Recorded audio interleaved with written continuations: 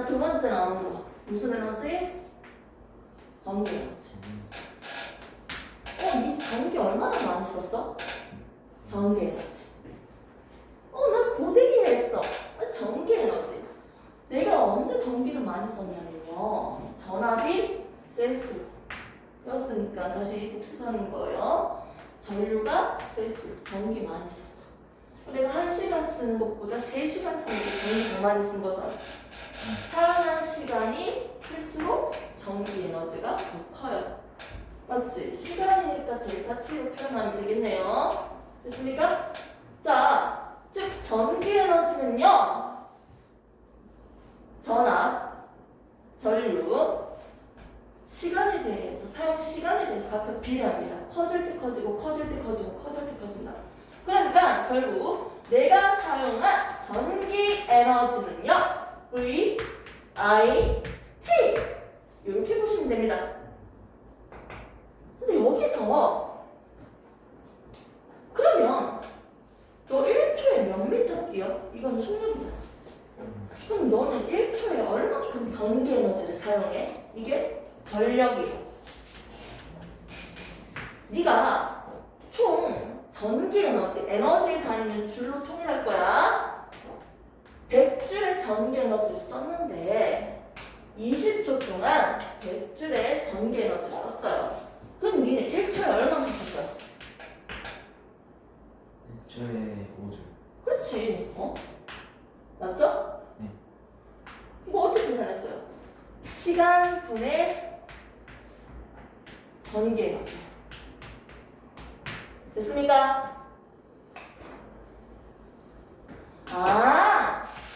시간 분의 V, I, T죠. 여기 나눠지네. 나눌게요. T. 결국 남는 건 뭐다? V, I다. 전력 P는요. 결국 뭐다? VI다. 됐습니까? 전기 에너지는 VIT 곱하기죠. 굳이 곱하기 표시 안 해도 되잖아요. 전력은 뭐다? VI. 됐습니까? 그러면 너는 전력이 있어요. 와트. 50와트예요. 와트시도 있고요. 와트도 있는데 와트라는 건 1초에 50줄 썼다는 거야. 오케이? 너의 전격 소비 전력. 이게 전력이야. 1초에 50줄을 쓴다는 거예요. 50와트는요. 결국 뭐가 50와트다? VI가 두 개 곱했는 값이 50와트라는 거야. 오케이? 너의 전격 소비 전력. 너의 전력은 50와트예요.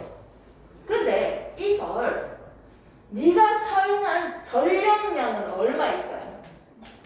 1초에 50줄 쓴다는 뜻인데 너가 1분 동안 쓴다고 한다면 어떻게 계산할래?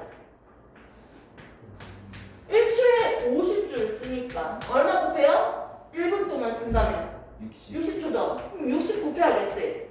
뭐 곱하기 뭐다? 전력 곱하기 시간이에요. 네가 쓴 전력량이잖아. 맞지? 그럼 전력 곱하기 얼마? 시간을 하는 거지. 이거 적어볼까요? 전력은 뭐다? V, I. 시간은 얼마다? T. 전력량의 공식과 지금 전기에너지 공식이 똑같이 외우시면 되겠네요. 오케이? 전기에너지 VIT, 전력 VI, 전력량 VIT. 됐습니까? 이렇게 해서 공식은 똑같이 보시면 되고요. 책을 잠시 펼쳐볼게요. 자, 6단원 역학적 에너지와 전기 에너지 단원이고요. 우리가 지금 역학적 에너지에 대해서는요, 바뀐 다 써요. 그 책을 한번 다시 그림으로만 정리하시면요. 58페이지 보시면요. 롤러코스터 떨어지는 거 있는 거, 공 떨어지는 거, 진짜 운동하는 거 나옵니다. 이 결국은 계산으로서 문제를 한번 풀어볼 거고요. 자, 역학적 에너지가 끝나고 나면요. 전기 에너지가 나옵니다. 66페이지. 요건 아직 설명 안 했는데 68페이지를 내가 먼저 설명했어. 됐습니까? 그러면 마지막 뭐가 남았습니까?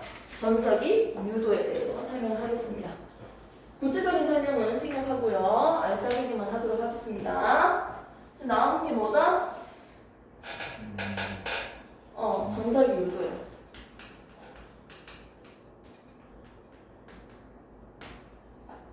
유도 전류에 대해서 지금 얘기할 거예요. 전류를 만드는 방법.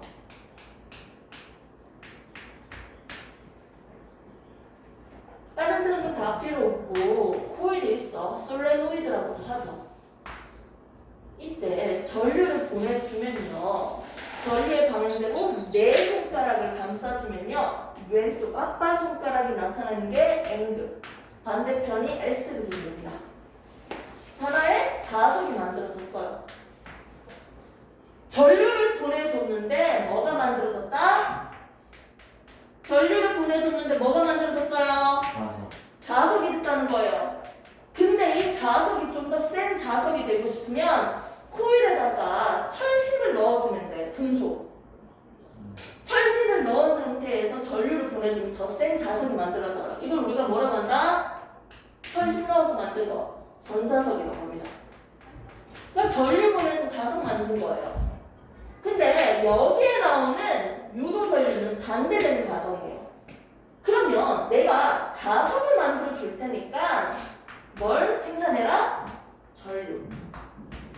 전류를 보내면 자석이 만들어지잖아. 그럼 반대로 자석을 만들어주면 전류가 발생하겠지. 오케이? 이렇게 전류가 만들어지는 과정에 대해서 설명할 거예요. 코일이 있고요. 내가 지금 여기에다가 전류가 흐르면 자석이 만들어지는데 이제는 전류가 흐르면 안 되죠. 전류를 만드는 거니까. 이 전류가 만들어졌을 때 형광등에 불빛 들어오면 되잖아. 전류 생산했는지 확인할 수 있는 거, 꼬마 전구 이런 거 설치해주면 됩니다. 오케이? 전류 발생했는지 확인하려고 이걸 넣었어. 오케이? 지금 건전지 넣은 것도 아니고 전류 발생할 수 있는 게 없잖아. 이 상태에서 자석을 만들어 줄 거예요. 자석을 어떻게 만들어 주냐면 전자기 유도라고 해서 주변의 자기장의 변화 때문에 얘가 전류가 발생해요. 혹시 오빠 밀당 해봤어요? 연애? 아니 글로라도 배운 거 없어? 보통 밀당해라 이지랄하잖아요. 들어본 적 있어요? 그걸 이제 적용을 해볼게요. N극이 가까이 옵니다. 가까이 너무 잘해주면 어떻게 해야 돼? 살짝 튕겨야 돼요. 실제로 이렇게 하다가 도망가요. 실제로 쓰시면 안 되고요.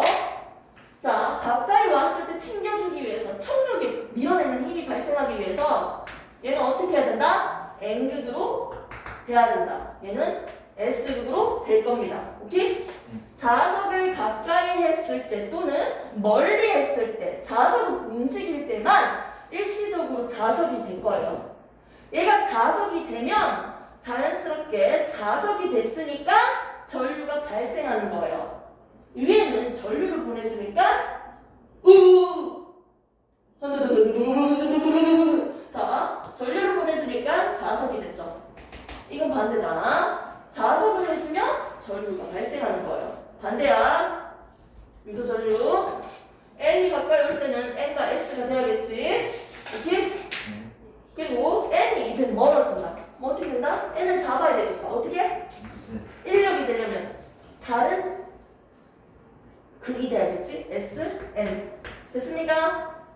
이렇게 해서 자석이 만들어지면서 전류가 발생하는 거예요. 그럼 이때 전류가 발생하는 방향까지는요. 문제 풀면서 한번 해보도록 할게요.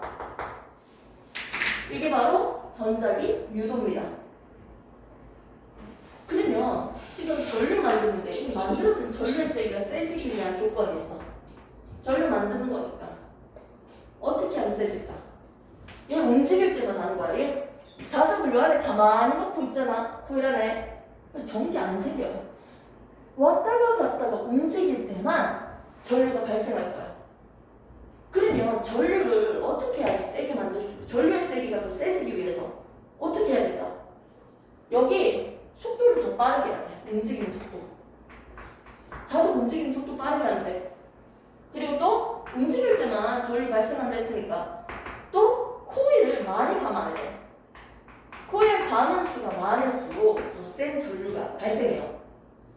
그 다음에 자석을 왔다 갔다 할 건데 이 자석이 더 센 자석이 있을 때 자석도 자석마다 좀 세고 그거 다르잖아. 크기도 다르고 센 자석을 이용했을 때 전류의 세기가 더 커집니다. 이렇게 해서 전류의 세기가 더 커지기 위한 조건이요. 1, 2, 3 됐습니까? 이렇게 해서 우리가 쓸 수 있고요. 이런 것들은 교통카드 할 때도 교통카드 삑 갖다 댔을 뿐인데 움직였을 뿐인데 전류가 발생해서 소리가 나고 기록이 돼요. 전류가 만들어져서 교통카드예요. 어머 도난장치 이런 것도 삑 하잖아. 움직이니까 움직였을 때 전류가 발생하면서 소리가 나는 거잖아요. 이게 대표적인 전자유도 즉 유도전류의 대표적인 예들이에요. 됐습니까? 네. 이렇게 해서 우리는 지금 이제 오빠가 6단원까지 문제를 푸시면 되고요. 또 문제 좀 풀고 질문 좀 하는